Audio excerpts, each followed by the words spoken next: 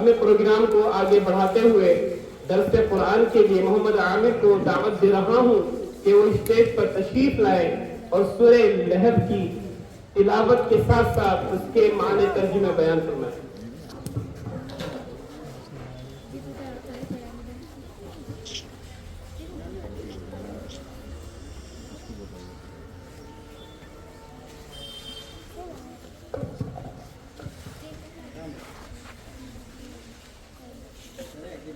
أعوذ بالله من الشيطان الرجيم بسم الله الرحمن الرحيم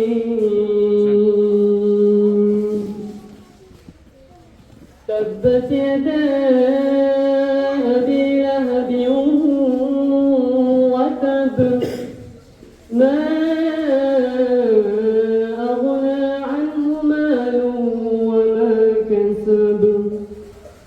سيصلى نارا ذات لهب وامرأته حمالة الحطب في جيدها حبل من مسد صدق الله العظيم۔ آپ حضرات کے سامنے میں نے سورہ لہب کی تلاوت کی۔ یہ وہ صورت ہے جب اللہ تبارک و تعالیٰ نے آپ صلی اللہ علیہ وسلم کو حکم دیا کہ اب آپ اعلان یعنی کھلا اعلان کر دیجئے نبوت کا۔ تو آپ صلی اللہ علیہ وسلم صفا پہاڑی پر جب چڑھے تو قریش کے لوگوں کو آواز دی۔ جب کچھ لوگ ان میں سے سارے تو جمع نہیں ہوئے تھے، لیکن کچھ تو جمع ہو گئے اور ان میں سے ابو لہب بھی جمع ہو گئے۔ آپ صلی اللہ علیہ وسلم نے ان کو یہ بتایا کہ کیا میں تمہیں اگر اس بات کی خبر دوں کہ تمہارے پیچھے ایک لشکر ہے جو تم پر حملہ کرنا چاہتا ہے، کیا تم پر اس پر یقین کرو گے اس بات پر؟ تو سب نے ایک زبان ہو کر کہا ہاں بالکل، آپ سے تو ہم نے کوئی سچائی کے سوا بات سنی ہی نہیں۔ تو پھر آپ صلی اللہ علیہ وسلم نے کہا میں تمہیں دردناک عذاب سے ڈرانے آیا ہوں۔ اس پر ابو لہب اٹھا اور کہنے لگا نعوذ باللہ، تیرے لیے ہلاکت ہو، کہ یہی کہنے کے لیے آپ نے ہمیں اس پہاڑی پر بلایا تھا؟ تو ابو لہب نے پتھر تک اٹھایا، لیکن اللہ تبارک و تعالیٰ نے اس ٹائم سورہ لہب نازل فرمائی۔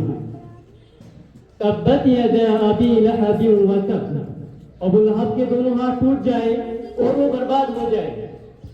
سورہ لہب کی پہلی آیت میں یہ خبر دی گئی کہ بربادی کسی اور کی نہیں بلکہ خود ابو لہب ہی کے لیے، اور وہ برباد بھی ہوا۔ ابو لہب اس طرح برباد ہوا کہ جنگ بدر 7 روز کے بعد اس سے ایک زہریلی پھنسی نکل آئی، یعنی ایک بیماری نکل آئی۔ بیماری ایسی تھی، ایسی بیماری لگی کہ گھر والوں نے بھی اس سے الگ جگہ اختیار کی، یعنی اس سے الگ ہو گئے، اور اسی حالت میں ابو لہب اس بیماری کی وجہ سے مر گیا۔ اور مرنے کے بعد بھی اس کو لوگوں نے تباہ اور بربادی دیکھی۔ 3 دن تک اس کی لاش یوں ہی سڑک پر پڑی رہی۔ آخرکار بدبو پھیلنے کی وجہ سے گھر والوں نے مارے شرم ایک مزدور کو بلایا اور گڈھا کھدوایا، اس میں ڈال دیا۔ اس طرح یہ اپنے برے انجام کو پہنچا۔